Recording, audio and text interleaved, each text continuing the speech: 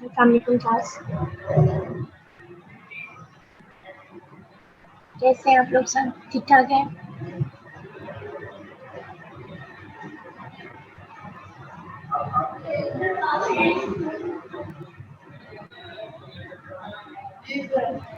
Okay, so anything related to the topic, you can leave a message in the chat box. Okay, अगर आपको कोई point समझ नहीं आ रहा या आपको आवाज़ क्लियर नहीं है या किसी भी किस्म का और कोई प्रॉब्लम है तो प्लीज़ एक मैसेज छोड़ दें चैट बॉक्स में, ठीक है? ओके, आज हमने जो चैप्टर स्टार्ट करना है it's a new chapter from Levinson. ठीक है, जैसे आपको पता है कि आज हम माइक्रोबायोलॉजी का लेक्चर ले रहे हैं। इससे पहले आपके कंटिन्यूटी में 4 लेक्चर हुए हैं जनरल पैथोलॉजी के, क्योंकि आपका टेस्ट है नेक्स्ट वीक में सैटरडे को आपका जनरल बैक्टीरियोलॉजी का टेस्ट है, जिसमें 2 टॉपिक्स हैं, एक हीमोडायनामिक्स और एक जेनेटिक डिसऑर्डर्स। ठीक है, सो होपफुली आप लोगों ने इसकी प्रिपरेशन स्टार्ट कर दी होगी। अगर नहीं की है तो उसको अब थोड़ा थोड़ा पढ़ना शुरू कर दें, अदरवाइज फिर 2 टॉपिक्स हैंडल करने मुश्किल हो जाएंगे। 2 चैप्टर्स हैं, दोनों आपने रॉबिन से पढ़ने हैं। ठीक है, जेनेटिक डिसऑर्डर्स, यस।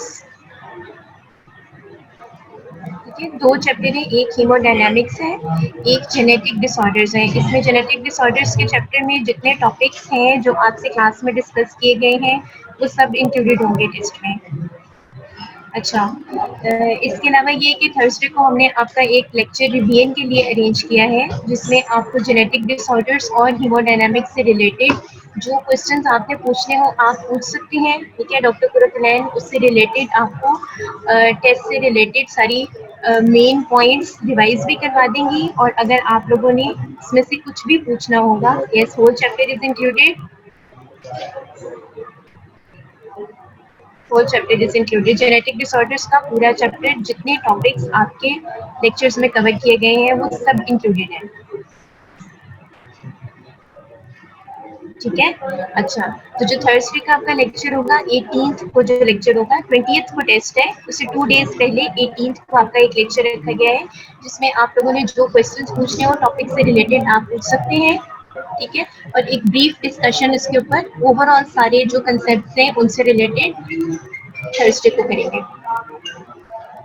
चलिए, आज हमारा जो टॉपिक है इट्स बेसिकली जूनोटिक डिजीजेस, यानी कि बैक्टीरियल डिजीजेस जो कि एनिमल्स के थ्रू ह्यूमंस को रीच करती हैं, उनको जूनोटिक डिजीजेस कहते हैं। जूनोटिक डिजीजेस बेसिकली कोई भी डिजीजेस जो एनिमल सोर्सेज से ह्यूमंस कैच करते हैं, उसमें कोई भी डिजीजेस आ सकती हैं, उसमें फंगल भी हो सकती हैं, पैरासिटिक भी हो सकती हैं, समटाइम्स वायरल भी हो सकती हैं, लेकिन हमारा जो आज का लेक्चर है उसमें सिर्फ बैक्टीरियल डिजीजेस इंक्लूडेड है। सो बेसिकली सबसे पहले हमें डेफिनेशन आनी चाहिए जूनोटिक डिजीजेस क्या होती हैं। These are the human diseases that are caused by micro organisms that are acquired from animals, may be bacterial, may be viral, fungal, parasitic, but pertaining to the topic of discussion today जो हम आज के lecture में discuss करने लगे हैं उसमें सिर्फ बैक्टीरिया इंक्लूडेड है। ठीक है, okay, some zoonotic organisms they are acquired directly, कुछ ऐसे हैं जो एनिमल सोर्सेज से या एनिमल रिजर्वॉयर से डायरेक्टली एक्वायर किए जाते हैं, और कुछ और ऐसे हैं जिनमें वेक्टर्स भी इंक्लूडेड होते हैं। ठीक है, तो वेक्टर्स में कौन कौन सी चीज़ें हो सकती हैं, उसमें मॉस्किटोज हो सकते हैं, फ्लीज हो सकती हैं, टिक्स हो सकते हैं। ठीक है, जिनके अंदर कुछ हद तक ये बैक्टीरिया अपना लाइफ साइकिल की कुछ स्टेजेस उन वेक्टर्स के अंदर कंप्लीट करते हैं और बाकी की ह्यूमन बॉडी के अंदर करते हैं। ठीक है, सो 2 तरह की आपने पढ़ ली चीज़ें, एक तो वो जूनोटिक ऑर्गेनिजम्स जो कि ट्रांसमिट डायरेक्टली हो जाते हैं एनिमल्स टू ह्यूमन, और दूसरे वो जो एनिमल्स के अलावा वेक्टर्स में अपनी जो बेसिकली वेक्टर्स में अपनी लाइफ साइकिल की कुछ स्टेजेस कंप्लीट करते हैं और बाकी के स्टेजेस उस ह्यूमन के अंदर। सो ग्राम नेगेटिव जूनोसिस में हमने 5 ऑर्गेनिजम्स पढ़ने हैं, जिसमें ब्रुसेला है, फ्रांसिसेला, yersinia, पास्टेरेला और बार्टोनेला। ठीक है, इसमें से ज़्यादा जो इन डिटेल है वो हम पढ़ेंगे ब्रुसेला और yersinia, और बाकी जो ये जो छोटे वाले हैं ऑर्गेनिजम्स जिसमें फ्रांसिसेला, पास्टेरेला और बार्टोनेला, ये तीनों हम कंपैरिजन पे टेबल की फॉर्म में पढ़ेंगे। ठीक है, okay, so starting with Brucella. अब ये जो एक पिक्चर है इसमें आपको कुछ कुछ फार्म एनिमल्स नजर आ रहे हैं। ठीक है, यहाँ पे हॉर्स नजर आ रहा है, दिस इज काउ, ठीक है, यहाँ पे पिग्स नजर आ रहे हैं। सो बेसिकली ये वो एनिमल्स हैं जो फार्म पे रहते हैं। ठीक है, अब ये याद रखिएगा कि ब्रूसेला क्या चीज है, जूनोटिक डिजीज है, बैक्टीरियल है। ठीक है, ब्रूसेला क्या है, बैक्टीरिया है।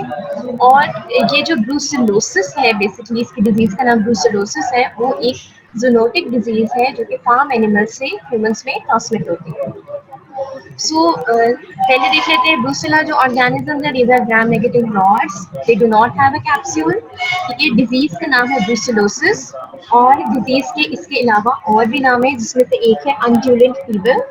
अंड्यूलेंट फीवर जो है ये बेसिकली जो फीवर का पैटर्न ब्रूसेलोसिस में ऑब्जर्व किया जाता है, ये उसको जाहिर करता है। अंड्यूलेंट फीवर एक स्पेसिफिक टाइप का फीवर है जिसमें राइजिंग एंड फॉलिंग पैटर्न होता है, यानी कि फीवर स्पाइक करता है, फिर फीवर डाउन हो जाता है। ठीक है, फिर स्पाइक फिर डाउन। ठीक है, सो ये इसके टिपिकल पैटर्न है जो अंड्यूलेंट फीवर का है, high low high low high low. ठीक है, just like a form of a wave. Okay, most common type of zoonosis जो हम स्टडी करते हैं उसमें ब्रूसेलोसिस है। अच्छा, अब ये जो आप पिक्चर्स देख रहे हैं इससे आपको थोड़ा सा आइडिया हो गया होगा कि ब्रूसेलोसिस जो है ये किन किन एनिमल से स्प्रेड करता है। काउ, शीप, पिग और गोट। ठीक है, ब्रूसेला मेलिटेंसिस गोट से स्प्रेड करता है और शीप से। ठीक है, ब्रूसेला एबॉर्टिस कैटल से स्प्रेड करता है और ब्रूसेला सुइस पिग से स्प्रेड करता है। तो ये आपके पास तीन टाइप की जो इसकी क्लासिफिकेशन है वो आ गई है। उसमें डिफरेंट एनिमल्स के बारे में आपको बताया हुआ है जिनके जरिए से ये डिजीज स्प्रेड होती है।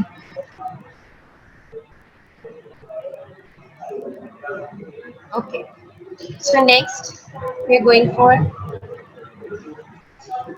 Okay, so it is a life long infection of animals. ठीक है, ये याद रखिएगा कि ब्रूसेलोसिस जब भी एनिमल्स हो जाती है तो उनके लिए ये एक लाइफ लॉन्ग इन्फेक्शन होती है। ठीक है, they are not going to heal it. Okay. Organisms localized in the reproductive organs, male and female, and they shed in large numbers in milk, urine, placenta, and other tissues discharged during delivery or spontaneous evolution. So थोड़ा सा एक idea मिल गया होगा अब आपको, mind में picture बन गई होगी कि कौन लोग हैं जो ब्रूसेलोसिस से सबसे ज्यादा एट रिस्क हैं। वो तमाम लोग जो इन फार्म एनिमल्स को किसी भी वे में हैंडल कर रहे हैं। इसमें फार्मर्स हो सकते हैं, ठीक है, इसमें वर्कर्स हो सकते हैं जिन्होंने एनिमल्स को टेक केयर करने हैं, इसमें वेटनरी डॉक्टर्स हो सकते हैं। ठीक है, तो ये सब वो लोग हैं जो डायरेक्ट एट रिस्क हैं ये इन्फेक्शंस डेवलप करने के लिए, क्योंकि उन्होंने इन एनिमल्स को हैंडल करना है और इनकी जो भी बॉडी सिक्रेशंस हैं उनको भी इन्होंने हैंडल करना है। ठीक है, इसके अलावा वो लोग जो स्लॉटर हाउसेस में काम करते हैं डेफिनेटली वो भी एट रिस्क हैं। Okay, so the primary manifestation of this infection in animals basically क्या है, sterility and abortion। ठीक है, ये दो चीजें हैं जो एनिमल्स में मैनिफेस्ट होती हैं। इन्फेक्टेड एनिमल्स जो है ये यूरिन में मिल्क, प्लेसेंटा और मिसकैरेज के प्रोडक्ट्स यानी कि बॉडी सिक्रेशंस में भी आ गया है। ठीक है, इनमें ये एक्सक्रीट करते हैं बैक्टीरिया को। अच्छा, अब किस किस तरीके से ट्रांसमिट होती है डिजीज। नंबर वन, ऐसे हो सकता है कि डायरेक्ट ट्रांसमिशन हो जाए कि जो लोग इनको हैंडल कर रहे हैं उनकी स्किन से, कंजक्टाइवा से, या वो इनहेल कर ले अगर इस किस्म की कोई भी जो एनिमल प्रोडक्ट्स हैं उनके अंदर बैक्टीरिया का हाई काउंट होगा। ठीक है, तो इनहेलेशन के थ्रू भी ये बैक्टीरिया बॉडी के अंदर एंटर हो सकते हैं। दूसरा ये है कि ऑक्यूपेशनल एक्सपोजर, इसमें भी डायरेक्ट हैंडलिंग हो रही है कि ये जो बीमार एनिमल्स हैं जिनको ब्रूसेलोसिस डेवलप हो चुकी भी है, इनको जब कोई भी वेटनरी डॉक्टर हैंडल करेगा या तो स्लॉटर हाउस में काम करने वाला वर्कर होगा जो उनको हैंडल करेगा, या लैब वर्कर्स होंगे जो इनके सैंपल्स को डील कर रहे होंगे, तो वो ऑक्यूपेशनल एक्सपोजर भी इसी चीज में आ जाता है कि उनकी डायरेक्ट हैंडलिंग होगी। ठीक है, अच्छा, थर्ड क्या है कि डायरेक्ट हैंडलिंग नहीं हो रही है इन एनिमल्स की, लेकिन इनकी जो मिल्क प्रोडक्ट्स हैं, कंटामिनेटेड मिल्क प्रोडक्ट्स हैं, उनको कोई भी कंज्यूम करेगा तो उसको डिजीज हो सकती है। फॉर एग्जांपल अनपास्चराइज्ड मिल्क है, या फिर चीज जो अनपास्चराइज्ड गोट मिल्क से बनी हुई है, या फिर अंडरकुक या रॉ मीट है इन्फेक्टेड एनिमल का।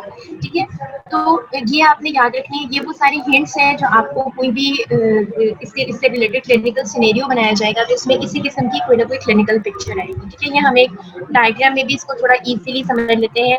ये ब्रूसेला एबॉर्टिस काउ से स्प्रेड कर रहा है, ब्रूसेला मिलिटेंसिस होट से और ब्रुसेला स्विस पिग से, ठीक है। हमारे मुल्क में ये डायरेक्ट कंजम्पशन इसकी मीट की नहीं होती है पिग की, लेकिन बहुत सारे और कंट्रीज ऐसे हैं जहाँ पे इसकी मीट की भी डायरेक्ट कंजम्पशन होती है। तो यहाँ पे जो है हमने थोड़ा सा आपको बता दिया कि या तो डायरेक्ट कॉन्टैक्ट है इन्फेक्टेड एनिमल के साथ, फॉर एग्जाम्पल फार्मर हो गया, वेटनरी डॉक्टर हो गया, या स्लॉटर हाउस में काम करने वाला कोई वर्कर हो गया, इन्होंने डायरेक्टली इन एनिमल्स को हैंडल करना है। तो अगर एनिमल इन्फेक्टेड होगा तो दे आर एट रिस्क कि ये इससे इन्फेक्शन को एक्वायर करेंगे।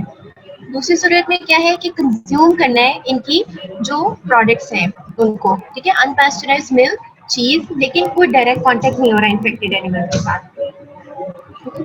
अच्छा, थर्ड इसमें आपने ये याद रखना है कि पर्सन टू पर्सन स्प्रेड नहीं है, यानी कि एक इंसान को अगर इन्फेक्शन है तो वो दूसरे लोगों के लिए कंटेजियस नहीं होगा एज। ओके, विरलेंस वेक्टर्स इससे क्या है, लाइपोपॉलीसेकेराइड जो कि ग्राम नेगेटिव बैक्टीरिया है, इसमें याद रखिएगा ग्राम नेगेटिव बैक्टीरिया में लाइपोपॉलीसेकेराइड या एंडोटॉक्सिन उनकी सेल वॉल का कंपोनेंट होता है। It is major virulence vector as well as major cell wall antigen.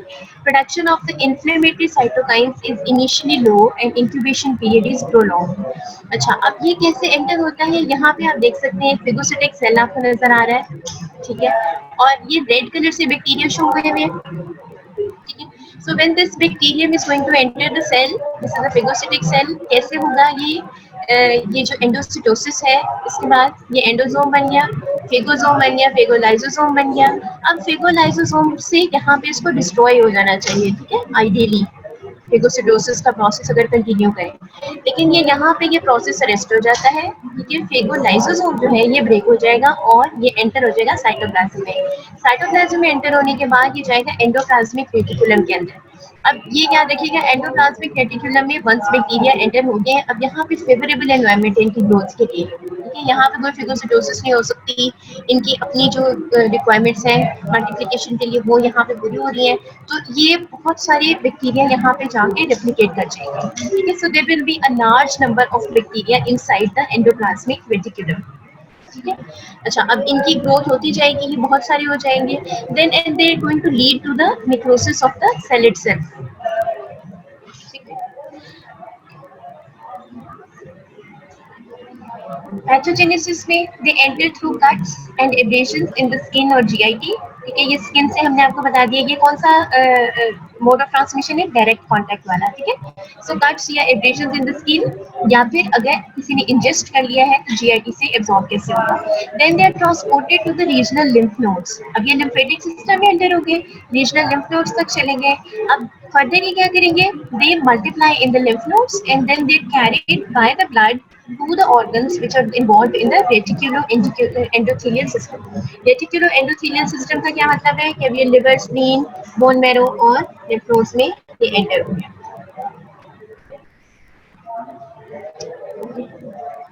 So host response क्या होता है, जैसे कि हमने इन्फ्लेमेशन में पढ़ा था, क्रॉनिक इन्फ्लेमेशन में कि जब कोई फॉरेन बॉडी के अंदर एंटर होती है तो वहाँ पे जो सेलुलर रिएक्शन होता है वो डिफरेंट तरीकों का होता है, जिनमें से एक है ग्रेन्युलोमा फॉर्मेशन, ठीक है।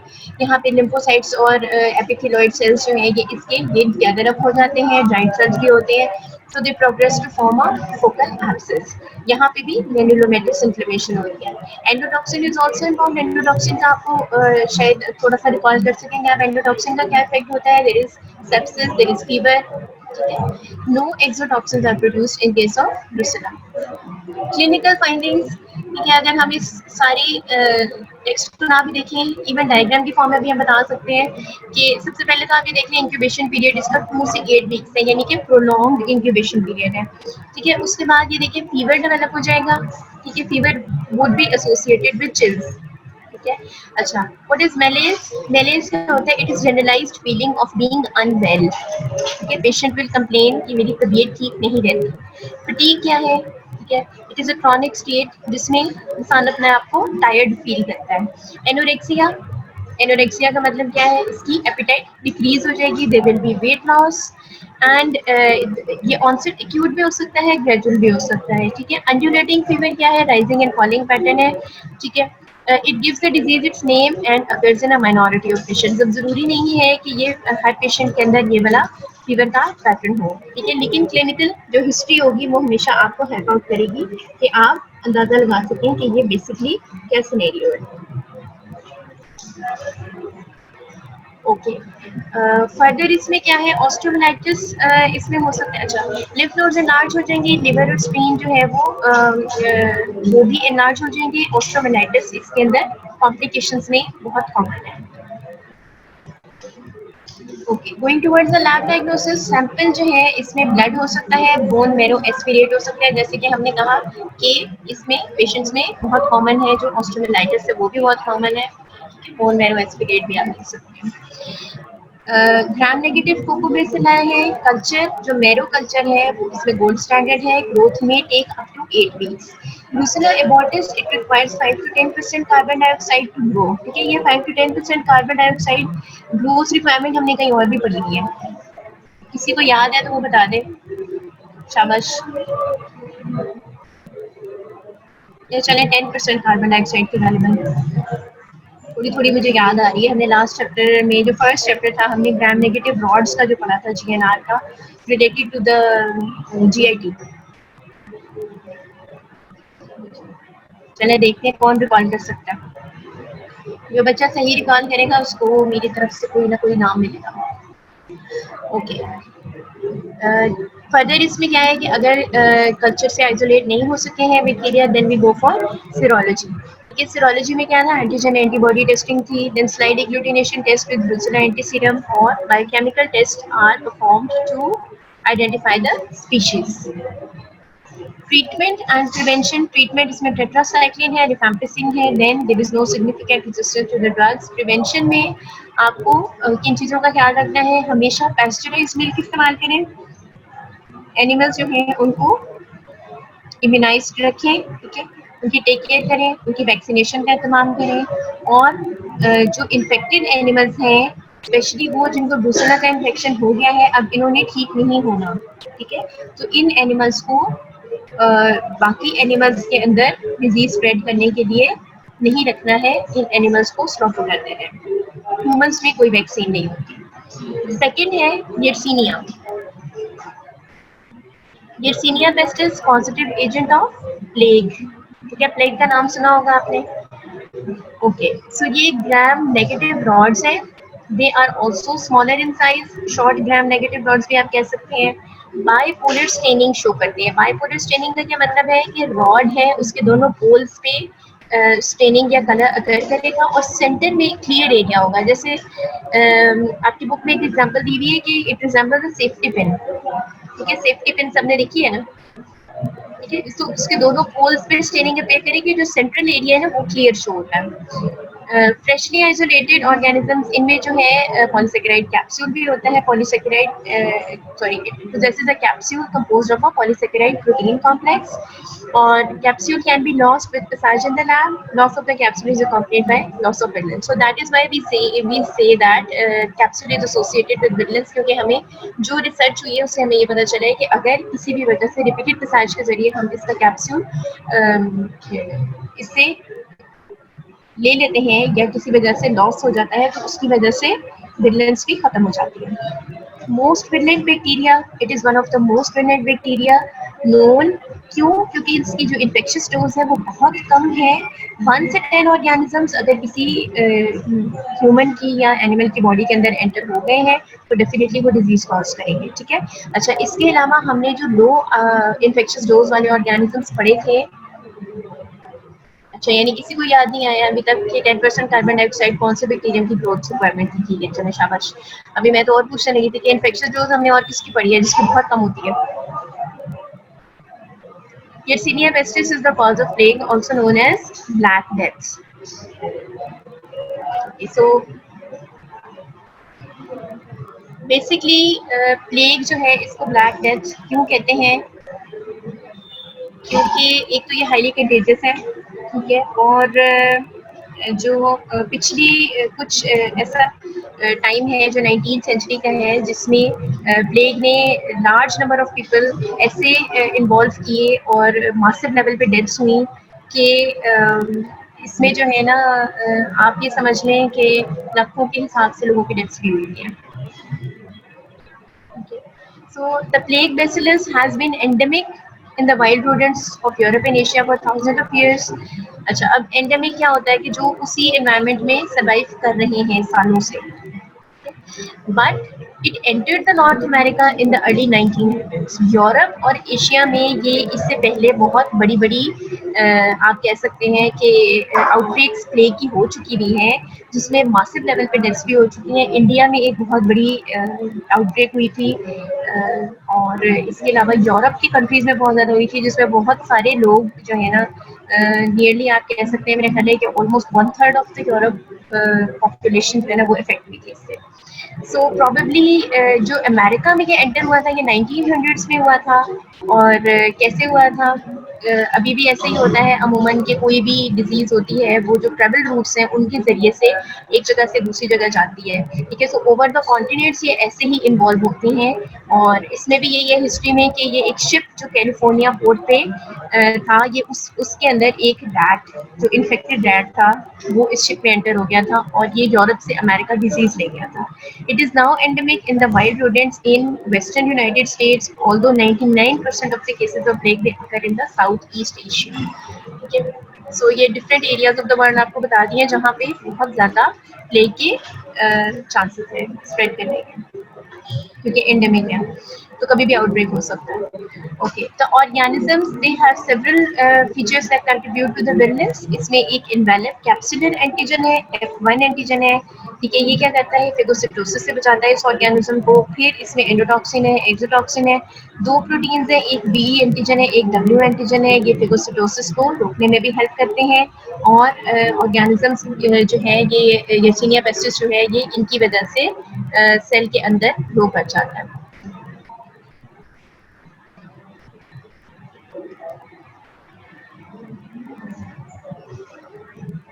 ओके, सो जो यर्सीनिया की आउटर प्रोटीन्स हैं इनको एक स्पेसिफिक नाम दिया गया है, that is YOPS, YOPS, YOPS, Yersinia outer proteins, ठीक है।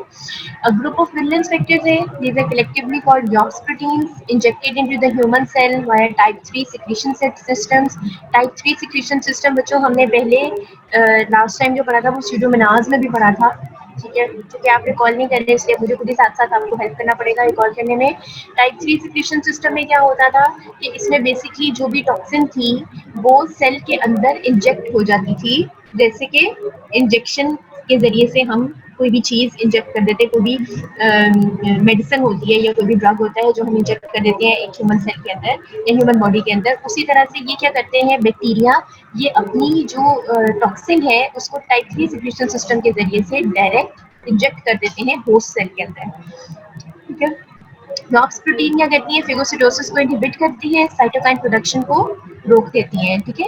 YOPG एक स्पेसिफिक प्रोटीन है, बेसिकली ये क्या करती है, ट्यूमर नेक्रोसिस फैक्टर को सिंथेसाइज नहीं होने देती, ठीक है। दैट मीन्स कि ये जो इन्फ्लेमेशन है उसको अकर नहीं करने देगी। Inhibition of the activation of host defenses and helps in rapid replication within the infected individual। तो इन्फ्लेमेशन जैसे कि हमने पढ़ा था कि एक ऐसा प्रोसेस है जो कि हेल्पफुल है बॉडी के अंदर से इन्फेक्शन को क्लियर करने के लिए, ठीक है। तो अगर इन्फ्लेमेशन को हम रोक देंगे तो दैट मीन्स कि इन्फेक्शन ज़्यादा स्प्रेड करेगी। ट्रांसमिशन क्या है, फ्ली बाइट से, pneumonic plague. During epizootics, many rodents die, causing hungry fleas to seek other sources of blood. Okay, so what is epizootic? Epizootic is basically जैसे हम कहते हैं ना एपिडेमिक है ह्यूमन पॉपुलेशंस में, एपिडेमिक में क्या होता है आउटब्रेक है, उसी तरह एपिजोटिक जो है ये आउटब्रेक है एनिमल्स के अंदर, ठीक है। So during the outbreak many rodents they die and they cause the hungry fleas to seek other sources of blood. Contact with contaminated fluid or tissue, septicemic plague, infectious droplets, अगर कोई inhale कर लेगा तो pneumonic plague। Reservoirs कौन कौन से हैं, rat है, prairie dogs है और squirrels, ठीक है। तीन चीजें हैं इसमें जो याद रखने वाली हैं। So this is a rodent, ठीक है। इसकी बॉडी में क्या चीज है, दिस इज अ फ्ली, ठीक है। When the flea is infected, ठीक है, then it transmits to the rodent, and if the rodent bites then he is going to transmit to the human and human will develop the symptoms। अभी हम detail में इसका life cycle पढ़ेंगे। Okay, sylvatic cycle है, sylvatic cycle occurs between the vector and the wild animal. अच्छा, अब जो plague है ये यर्सीनिया पेस्टिस है, इसमें से क्वेश्चन इसी तरह का आता है कि सबसे पहले हम आपसे ट्रांसमिशन पूछ सकते हैं, कैसे कैसे ट्रांसमिट होती है।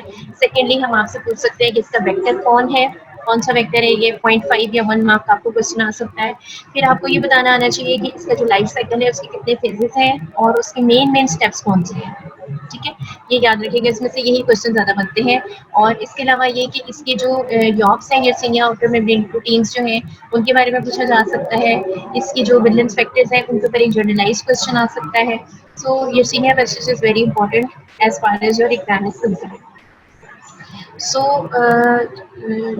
प्रेरी डॉग्स जो हैं ये एक मेन रिजर्वोयर है यूनाइटेड स्टेट्स में। रोडेंट्स जो हैं ये रिलेटिवली रेजिस्टेंट होते हैं डिजीज से और ज़्यादातर खुद एसिम्प्टोमेटिक होते हैं। ह्यूमंस आर एक्सीडेंटल होस्ट, ठीक है, and the cases of the plague they occur as a result of being bitten by a flea that is part of the sylvatic cycle.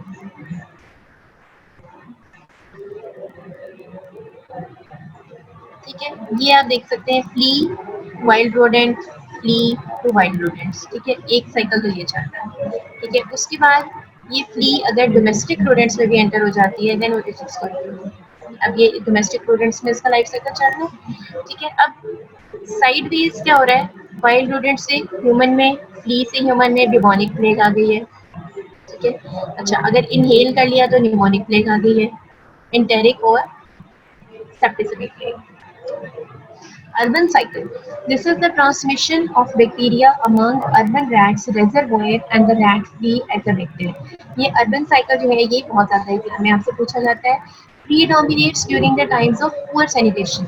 अच्छा, जो भी एरियाज ऑफ पुअर सैनिटेशन होंगे उनमें rodents या rats specially जो है वो ज़्यादा ग्रो करेंगे, specially in case of war times. ठीक है, जंगी हालात में when the rats they proliferate and come in contact with fleas in the sylvatic cycle, the flea ingests the bacteria. ठीक है, यहाँ पे ये अब लाइफ साइकिल इसका स्टार्ट हो रहा है, ये याद रखिएगा। फ्ली क्या करता है, फ्ली बैक्टीरिया को इंजेस्ट कर लेता है while taking a blood meal from a bacteremic rodent. ठीक है, एक रोडेंट है वो इन्फेक्टेड है, फ्ली ने बैक्टीरिया को उससे इंजेस्ट कर लिया, कैसे, थ्रू अ ब्लड मील।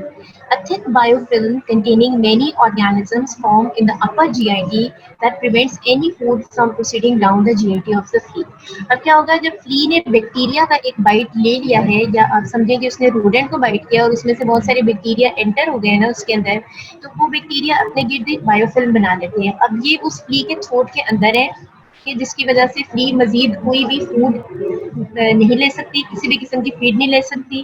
ठीक है, तो ये जो ब्लॉक फ्ली है ना, आप ये समझें कि उसकी थ्रोट जो है वो ब्लॉक हो गया है इस बायोफिल्म की वजह से, जो बैक्टीरिया ने अपने इर्द गिर्द बायोफिल्म कंटेन कर ली है, उसकी वजह से ये जो फ्ली है ये मजीद अब कोई मील नहीं ले सकती है और उसका थ्रोट ब्लॉक हो गया है।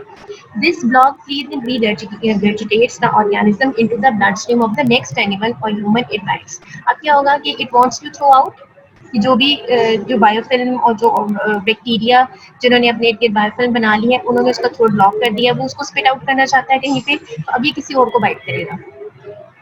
ठीक है, so now flea is going to bite some other host. So this is Yersinia pestis, ये इसकी फ्ली है। ठीक है, Xenopsida cutis इसका नाम है।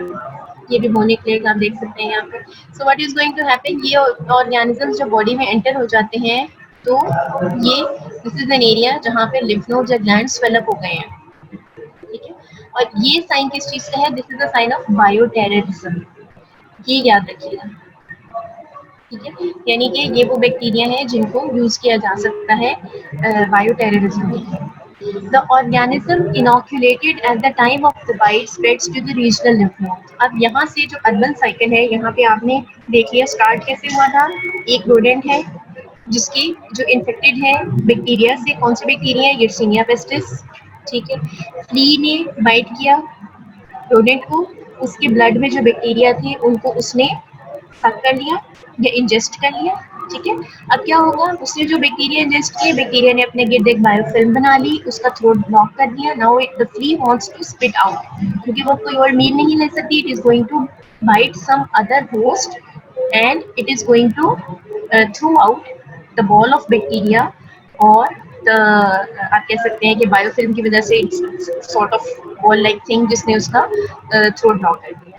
ये ऑर्गेनिज्म अब जब न्यू होस्ट के अंदर एंटर हो गया, लेट्स से ये ह्यूमन था at the time of the bite, ये रीजनल लिम्फ नोड्स में जाएंगे, लिम्फ नोड्स में जाके मल्टीप्लाई करेंगे, the lymph nodes will be swollen, they would be tender, these lymph nodes these are called buboes, that have led to the name bubonic plague. ठीक है, इनकी typical किस्म की जो इनकी अपीयरेंस होती है उसकी वजह से इसका नाम हमने ब्यूबोस रखा है और इस प्लेग को हम कहते हैं bubonic plague. The organism can reach high concentration in the blood. अगर ब्लड में इनकी कॉन्सेंट्रेशन बढ़ जाती है then it would be bacteremia and disseminate to form abscesses in many organs. ठीक है, मेनी ऑर्गन्स. अब ये बैक्टीरिया ये डिफरेंट ऑर्गन्स में स्प्रेड कर सकते हैं. एंडोटॉक्सिन रिलेटेड सिम्टम्स जिसमें डिसेमिनेटेड इंट्रावैस्कुलर कोएगुलेशन है, क्यूटेनियस हेमरेजेस है, they were probably the genesis of the term black death. ठीक है, अब ये ब्लैक डेथ्स की एक और आपको रीजन बता दी है. एक रीजन तो ये थी कि मासिव लेवल पे जो डेथ्स हो रही थी उसकी वजह से, या आप कह सकते हैं कि एक हॉरिबल पिक्चर जो उस डिजीज की वजह से बनती है उसकी वजह से भी उसको ब्लैक डेथ कहते हैं. सेकेंड रीजन ये है कि जो डिसेमिनेटेड इंट्रावैस्कुलर कोएगुलेशन हो रही है, जो क्यूटेनियस हेमरेजेस हो रहे हैं इन्फेक्टेड इंडिविजुअल की बॉडी में, इनकी वजह से भी इसको ब्लैक डेथ कहा जाता है. सो अगर आपसे कहा जाए कि ब्यूबोनिक प्लेग पे एक शॉर्ट नोट लिखें तो भी आप लिख सकते हैं. ठीक है, और अगर आपको कहा जाए कि ये जो है इसके लाइफ साइकिल पे एक नोट लिखें तो भी आप लिख सकते हैं. अर्बन साइकिल पे भी नोट लिख सकते हैं. ठीक है, next is the pneumonic plague. Pneumonic plague कैसे होगी? इनहेलेशन से. In addition to the sylvatic and urban cycles of the transmission, the respiratory droplet transmission of the organism from patients with pneumonic plague it can also occur. Clinical findings क्या हो सकती हैं bubonic plague में? ये most frequent form है pain and swelling of the lymph nodes, वो हमने discuss कर लिया था. Draining the site of the flea bite. And systemic symptoms में क्या हो सकते हैं? हाई फीवर हो सकता है, देन मसल पेन हो सकते हैं. इफेक्टेड नोड्स दे इनलार्ज, लिम्फ नोड्स इनलार्ज हो जाएंगे, टेंडर हो जाएंगे. ठीक है, इनकी स्पेसिफिक किस्म की इनके पेरेंट्स हैं जिसकी वजह से इनको ब्यूबोस कहा जाता है. और सेप्टिक शॉक हो सकता है, इसमें निमोनिया हो सकता है, ये लाइफ थ्रेटनिंग कॉम्प्लिकेशंस हैं. Untreated bubonic plague is fatal approximately half of the cases. Pneumonic plague में क्या है? Inhalation of the aerosol, septic emboli बन जाती है इसमें जो लंग्स के अंदर पहुंचते हैं. एंड ये बेसिकली ये वो कंडीशन है जो कि डेफिनेटली फेटल होगी अगर कोई इस स्टेज तक पहुंच जाता है. ओके, लैब डायग्नोसिस, ब्लड या पस. ठीक है, तो अगर सेप्टिसीमिया है पेशेंट में तो आप ब्लड भी ले सकते हैं सैंपल. अदरवाइज जो ब्यूबो बना हुआ है या जो स्वेलिंग बनी हुई है इन द आर्मपिट, इसमें से आपने पस का सैंपल लेना है. स्टेनिंग करेंगे इसकी, जिम्सा या वेसन स्टेनिंग करेंगे जिसमें टिपिकल सेफ्टी पिन अपीयरेंस आती है. ठीक है, ग्राम स्टेनिंग से ज़्यादा अमूमन जिम्सा स्टेनिंग इसके लिए यूज होती है. इसके अलावा फ्लोरेसेंट एंटीबॉडी स्टेनिंग भी हो सकती है. सीरोलॉजी कर सकते हैं, a rise in antibody related to the envelope antigen. ठीक है, that would be helpful in diagnosis. Treatment इन्हें इसकी एंटीबायोटिक है जिसमें डॉक्सीसाइक्लिन आ सकती है और स्ट्रेप्टोमाइसिन आ सकती है, लेवोफ्लॉक्सासिन भी आ सकती है.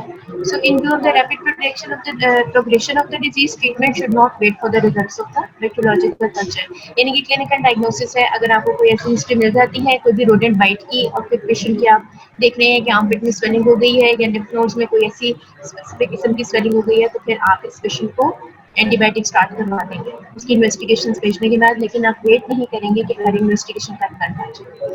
प्रिवेंशन में controlling the spread of rats. ठीक है, जिन एरियाज में रैट्स ज़्यादा होते हैं इनमें रैट्स के लिए जो पेस्ट कंट्रोल बने हैं उनको एक्टिव होना चाहिए. Preventing rats from entering the country by ship और एयरप्लेन. ठीक है, avoiding both flea bites and contact with dead wild rodents. Patient with plague must be placed in strict isolation, quarantine for 72 hours after antibiotic therapy is started. ठीक है, अगर किसी को diagnose हो जाता है या क्लिनिकल पिक्चर ऐसी है कि आपको ये लगता है कि प्लेग है या फिर हिस्ट्री है कोई रैट बाइट की या उस एरिया में रैट्स बहुत ज़्यादा है और पेशेंट ऐसी ही कंडीशन के साथ प्रेजेंट करता है, तब आपने इसको क्वारंटीन कर देना है इवन दो आपने एंटीबायोटिक ट्रीटमेंट स्टार्ट ही करवा दिया हो. Only close contacts need to receive prophylactic treatment and all contacts should be observed for fever. जब भी कभी इस तरह का कोई केस आप देखें तो आपने हमेशा उसको रिपोर्ट करना होता है ताकि कॉन्टैक्ट्स ट्रेस किए जा सके और लोगों को इस किस्म की डिजीज से बचाया जा सके. Okay, so now we are going to start a comparison of Pasteurella, Francisella and Bartonella. ठीक है, अभी तक सो फार हमने इस चैप्टर में से दो इम्पोर्टेंट डिजीज कवर कर ली हैं जिसमें से एक ब्रुसेलोसिस थी और दूसरी प्लेग थी.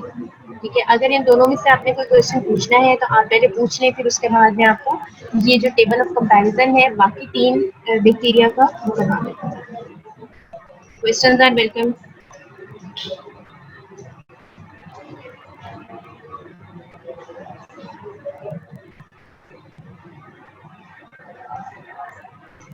जी, यानी कि सबको सब कुछ समझ आ गया,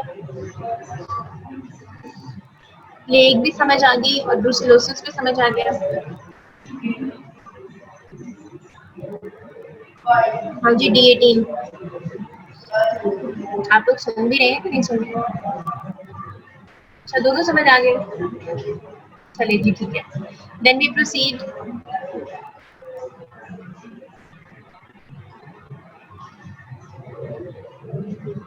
okay, so we proceed towards the comparison table. ठीक है, इससे मिलता जुलता एक टेबल शायद आपकी बुक में भी बना हो, लेकिन उसके अंदर ये जो सारे पॉइंट्स हैं मे बी सबके सब नहीं बताए गए होंगे।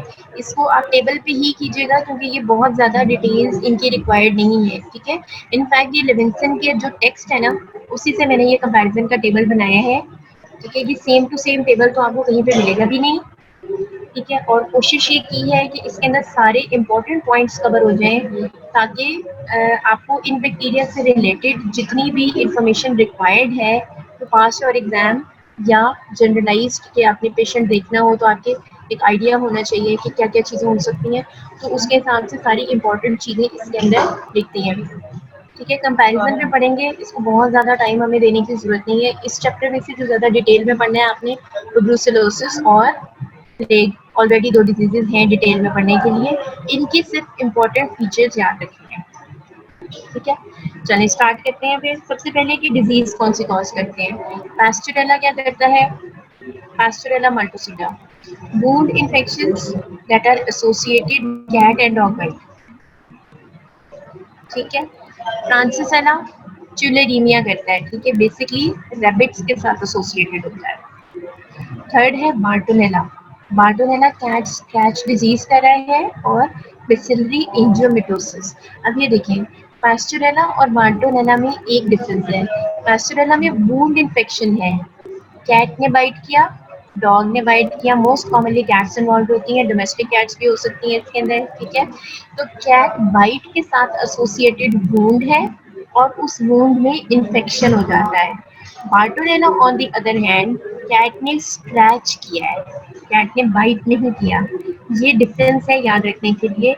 इनके क्लिनिकल सिनेरियो मिलते जुलते होते हैं, दोनों में कैट का जिक्र होगा, लेकिन आपको डिफरेंशिएट करना आना चाहिए कि कैट बाइट कहाँ पे है और कैट से रिलेटेड वुंड इन्फेक्शन कहाँ पे है। ठीक है, एक में वुंड इन्फेक्शन है और एक में सिर्फ स्क्रैच है, कैट स्क्रैच डिसीज।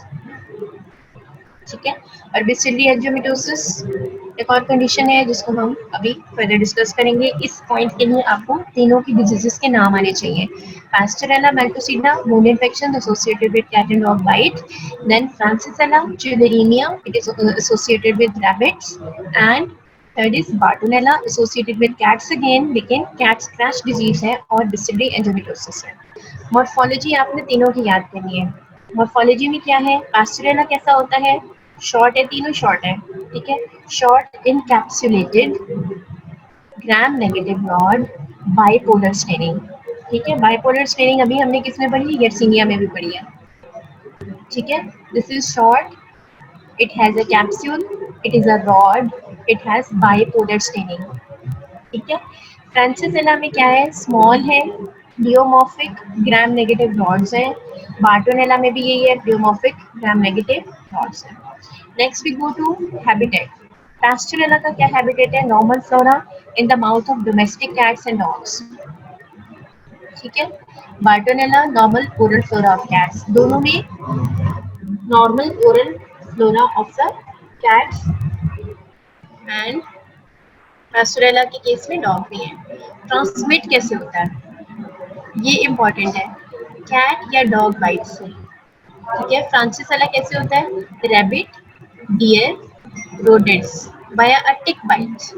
ठीक है, ये डायरेक्ट रैबिट या डियर या रोडेंट की बाइट से ट्रांसमिट नहीं हो रहा, बेसिकली ये टिक की बॉडी के अंदर रहता है, जो कि इन 3 टाइप के एनिमल्स में जो टिक्स होती हैं, रैबिट, डियर और रोडेंट्स, उनकी बॉडी में जो टिक होती है उससे ट्रांसमिट होता है, ठीक है, ये नॉर्मल फ्लोरा नहीं है। Then third is Bartonella. Bartonella cat flea, ठीक है, although Bartonella henselae is normal oral flora of cats, ठीक है, but it is also transmitted by cat flea. Virulence factors देखिए, पैस्चुरेला के विरलेंस फैक्टर्स में क्या है, एंटीफेगोसिटिक पॉलीसेकेराइड कैप्सूल है, ल्यूकोटॉक्सिन है, सम बाइंड द ट्रांसफेरिन।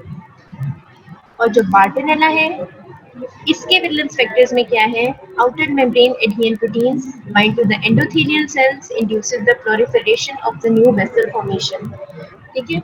इनकी बहुत ज्यादा डिटेल आपसे नहीं पूछी जाती, इनसे बेसिकली इनसे रिलेटेड क्वेश्चन जो है ना, इसमें आपने क्या क्या चीजें गेस करनी होती है, ट्रांसमिशन, ठीक है, कैट बाइट से कौन सा ट्रांसमिट हो रहा है, कैट स्क्रैच से कौन सा ट्रांसमिट हो रहा है, ठीक है, रैबिट, डियर या रोडेंट से कौन सा ट्रांसमिट हो रहा है। एक और वर्ड है इसमें, ट्रांस ओवरियन ट्रांसमिशन, ठीक है, ट्रांस ओवरियन ट्रांसमिशन, यानी कि टिक के अंदर फ्रॉम पेरेंट टू ऑफस्प्रिंग ये ट्रांसमिट हो रहा है, फ्रॉम पेरेंट टू ऑफस्प्रिंग, ये टिक के लाइफ साइकिल की बात हो रही है, ट्रांस ओवरियन ट्रांसमिशन। ये वाली स्लाइड याद रखिएगा, ये पिक्चर्स याद रखिएगा, पैस्टोरेला के साथ भी कैट बनी है, बार्टोलेला के साथ भी कैट बनी है, फ्रांसिसेला के साथ रैबिट बना है। एक बात, दूसरी बात, जो बाइट से हो रहा है वो पैस्टोरेला है, ठीक है, वूंड हो रहा है, वूंड में इन्फेक्शन हो रही है। जो स्क्रैच से हो रहा है वो बार्टोलेला है। मैं बार बार इसलिए बता रही हूँ कि इसमें ही कंफ्यूजन होता है और इसमें आप लोग डायग्नोसिस में गलती कर देते हो। Next is clinical finding. Pasteurella में क्या है, skin soft tissue infection after the animal bite. तो इसमें कैसा केस सिनेरियो होगा कि पेशेंट जो है, कोई छोटा बच्चा होगा who is very fond of keeping pets, ठीक है, और उसकी कैट ने जो है वो उसको बाइट कर दिया और वूंड है इस तरह का, और वूंड के साथ उसने प्रेजेंट किया है, मदर लेके आई है। ओके, फ्रांसिसेला, इसमें क्या है, अल्सरो ग्लैंडुलर पैटर्न, ठीक है, इसमें अल्सर्स भी बनेंगी, ठीक है, ग्लैंड्स में स्वेलिंग भी होगी, then fever, headache, rigors, glandular lesions, skin ulceration after the tick exposure, ठीक है। ओके, थर्ड क्या है, बार्टोनेला। बार्टोनेला की दो डिजीजेस लिखी हुई है, एक कैट स्क्रैच डिजीज है, एक डिसेंट्री एंडोमेट्रोसिस है।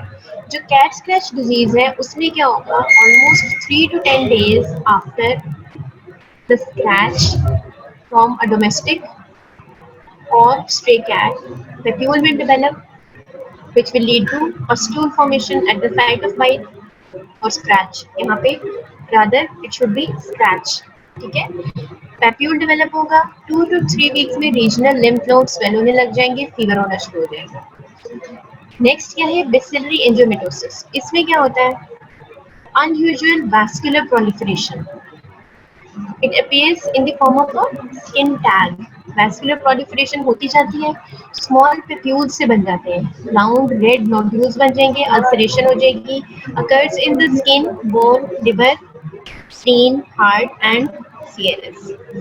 सो इसमें आप देख सकते हैं कि ये जो स्किन में है अनयूजुअल वैस्कुलर प्रोलिफरेशन, ये आपकी बुक में इसकी एक बड़ी अच्छी क्लियर पिक्चर दी हुई है और उसको लेबल भी किया हुआ है बहुत अच्छे तरीके से, बेसिलरी एंजियोमेटोसिस, वो आप देख सकते हैं।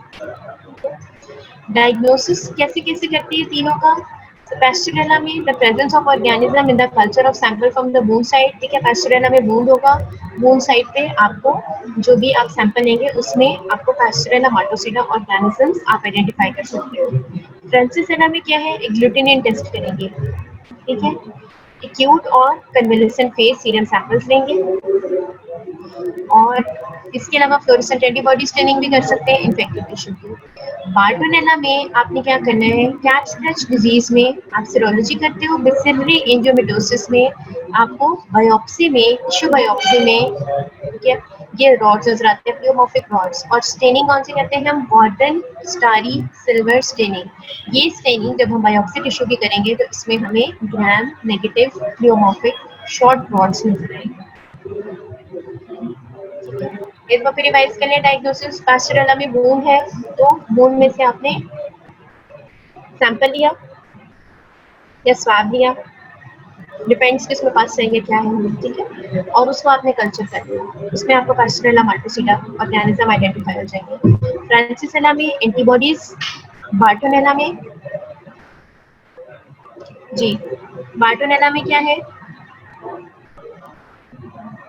सीरोलॉजी करें और बेसिली एंजियोमेटोसिस में आपने बायोप्सी की वो कर ली है, स्टेनिंग की है, उसमें आपको प्लेयोमॉर्फिक क्लॉट्स नजर आ रहे हैं। ठीक है, ट्रीटमेंट और प्रिवेंशन, इसमें क्या चीज़ें आती हैं, इसमें यह है कि ट्रीटमेंट में पेंसिलिन जी है पास्टरेला में, फ्रांसिसेला में स्ट्रेप्टोमाइसिन है, बार्टोनेला में डिफरेंट है, जो सीएसटी कैट स्क्रैच डिजीज है उसमें जिथ्रोमाइसिन देते हैं, बेसिली एंडोमेट्रियोसिस में डॉक्सीसाइक्लिन देते हैं। आपको ड्रग्स के नाम याद करने की जरूरत नहीं है, ठीक है। प्रिवेंशन आपके लिए बहुत ज़्यादा इंपॉर्टेंट होती है हर चीज़ की, प्रिवेंशन में याद रखिएगा जो पास्टरेला है उसमें पोस्ट एक्सपोजर आपने एम्पिसिलिन देनी है, एनिमल बाइट्स जो भी हो उनको सूचर कभी नहीं करना, ठीक है। फ्रांसिसेला की वैक्सीन होती है, लाइव एटेन्यूएटेड होती है, ठीक है, given only to the person such as the fur trappers occupational, जिन लोगों में कोई ऐसी हिस्ट्री होती है उन लोगों में ही इसकी वैक्सीनेशन की जाती है, हर बंदे में इसकी वैक्सीनेशन नहीं करती, ठीक है। So this slide is relatively less important, जो कि आपसे जो चीज़ें पूछी जाएंगी वो इसमें से नहीं होगी, लेकिन कंपैरिजन में आपको सारे पॉइंट्स आने चाहिए, क्योंकि समटाइम्स हम आपको ऐसा क्वेश्चन दे देते हैं कि पास्टरेला और बार्टोनेला को कंपेयर करें, ठीक है, although this is bit rare, लेकिन आपको इनके ये मेन पॉइंट्स हर एक के आने चाहिए, ठीक है। Any questions, you still left with a few minutes, so अगर इस टॉपिक से रिलेटेड आपने कोई भी क्वेश्चन पूछना है तो आप पूछ सकते हैं।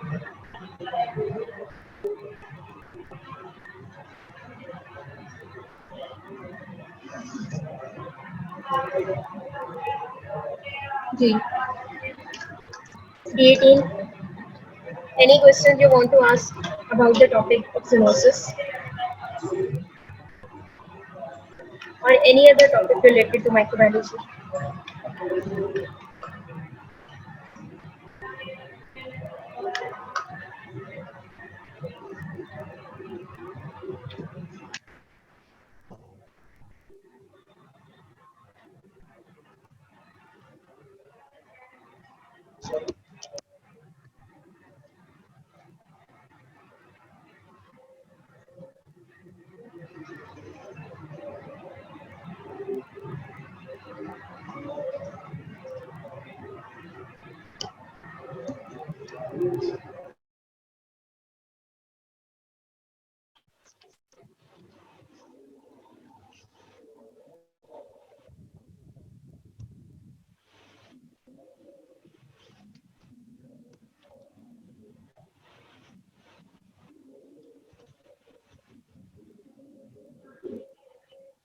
हाँ जी, इस टॉपिक में से किसी ने कुछ पूछना है?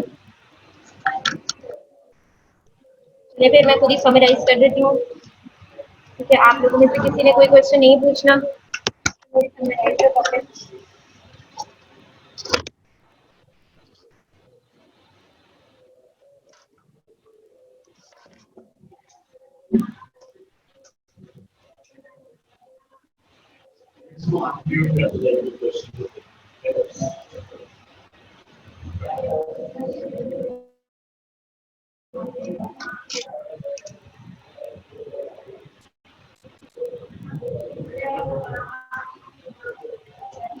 हाँ जी क्लास,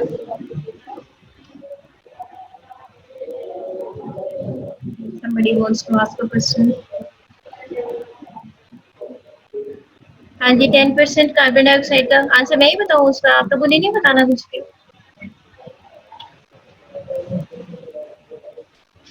बच्चों का माइलोबैक्टर था वो।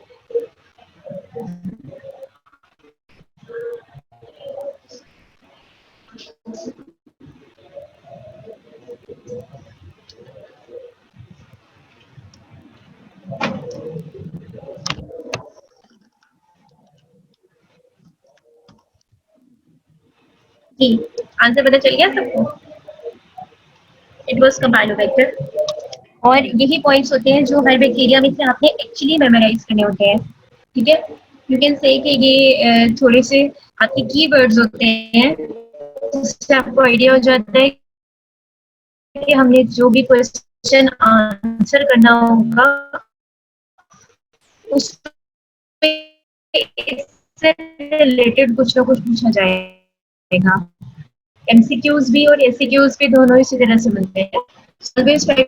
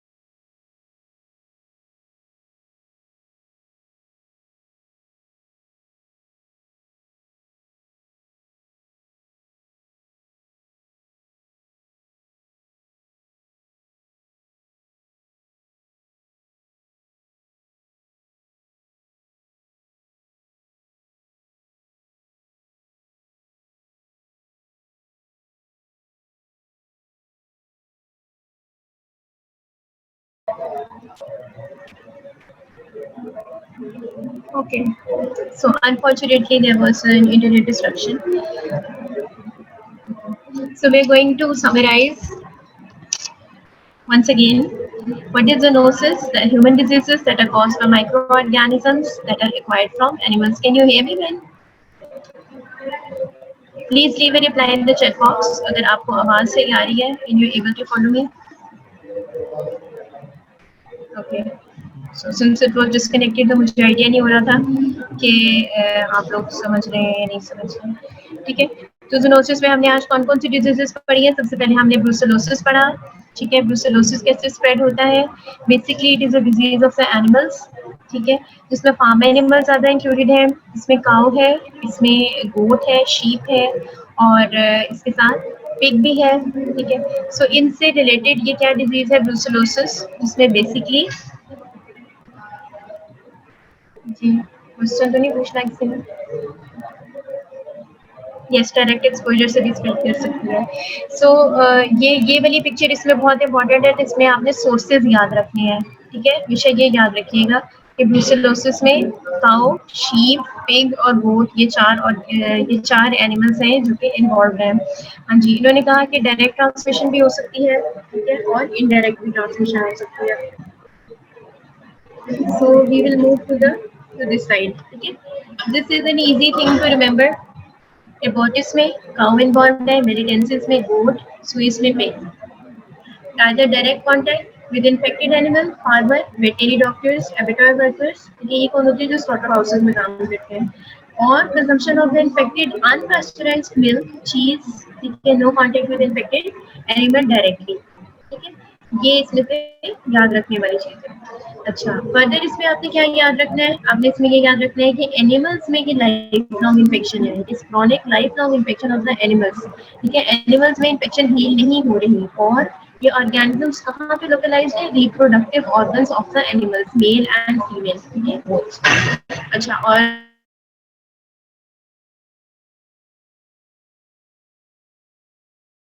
placenta, other tissues start during the delivery or spontaneous abortion. और एनिमल्स में बेसिकली ये स्टेरिलिटी कॉज करते हैं या फिर एबॉर्शन. ठीक है. अच्छा. इसकी जो फिगोसिटोसिस को इवेट कैसे करते हैं. एंडोप्लाज्मिक रेटिकुलम में जाके छुप जाते हैं, मल्टीप्लाई करते हैं, सेल की निक्रोसिस कर देते हैं. ठीक है. फिर क्या करते हैं, लिम्फ नोड्स में चले जाते हैं, वहाँ जाके ग्रो करते हैं, वहाँ से रेटिकुलर एंडोथेलियल सिस्टम में चले जाते हैं, ग्रैन्युलोमेटस इन्फ्लेमेशन बनाते हैं. ठीक है. क्लिनिकल फीचर्स में टिपिकल फीवर, एंजुलिन फीवर है.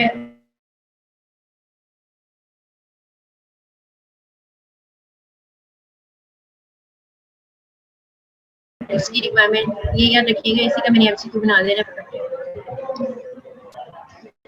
ठीक. ट्रीटमेंट आपने पढ़नी नहीं है, प्रिवेंशन आपने पढ़नी नहीं है. प्रिवेंशन इसकी जनरलाइज है, एवरीबडी कैन राइट इट. ठीक है. yersinia को रिवाइज करते हैं एक दफा. yersinia पेस्टिस ऑर्गेनिज्म का नाम है. डिजीज का नाम क्या है, प्लेग. ठीक है. अच्छा. इसमें से ये याद रखने वाली बात है कि इसके इन्फेक्शियस डोज स्ट्राइकिंगली लो है.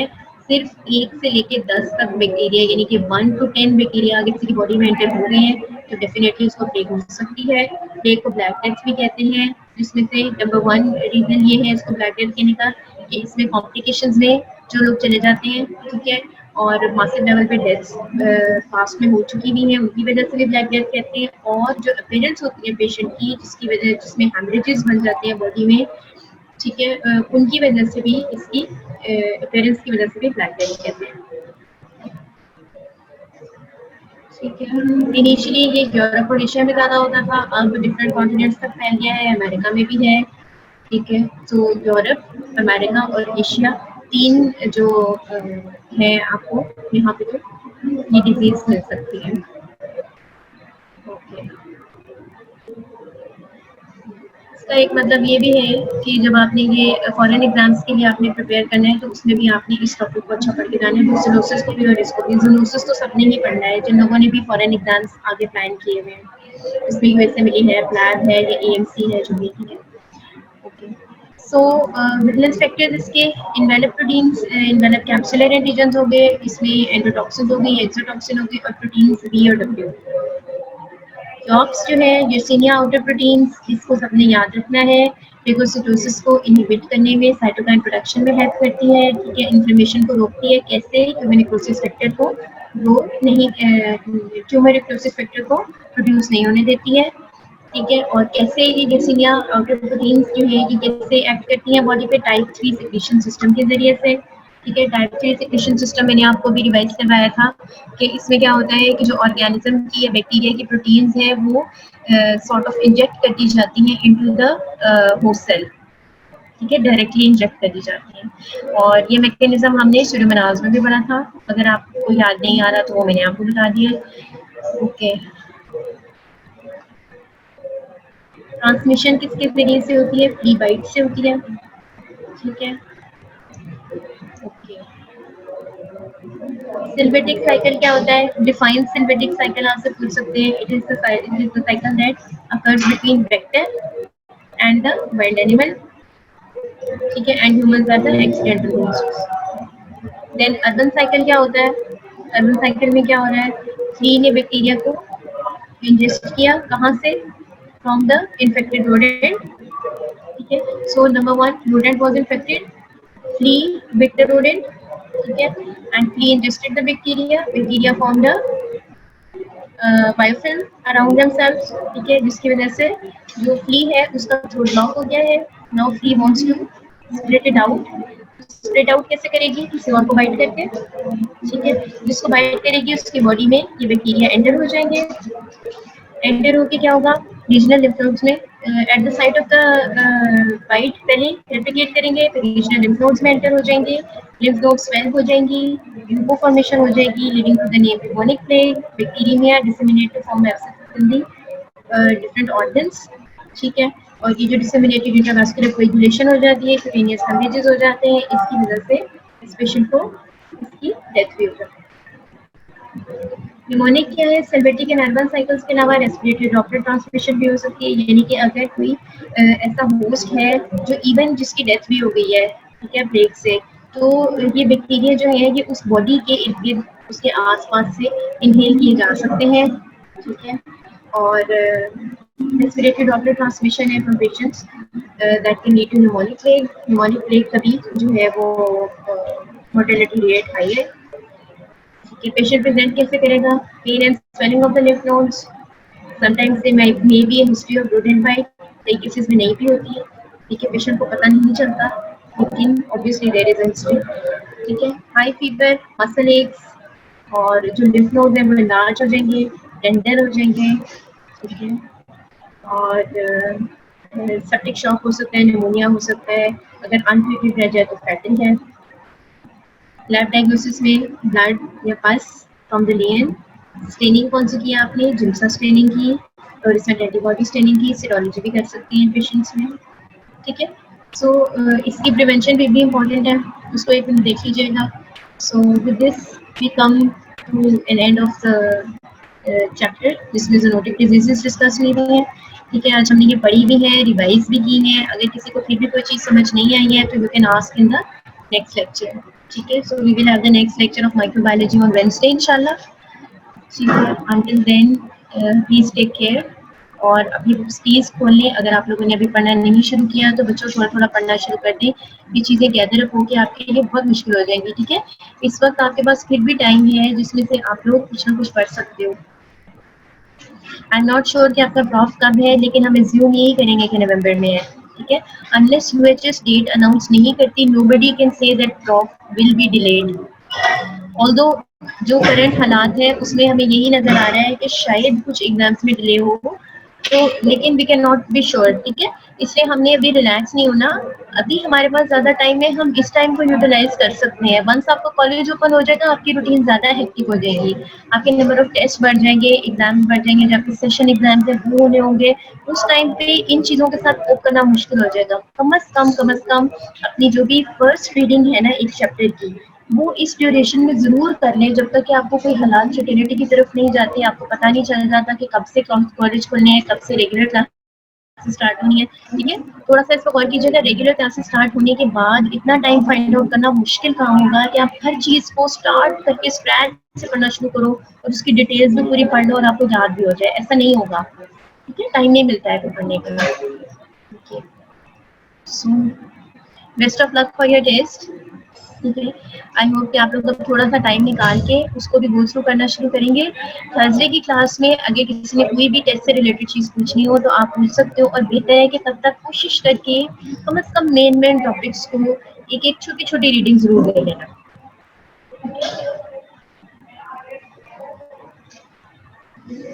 ओके, टेक केयर, अल्लाह हाफिज़।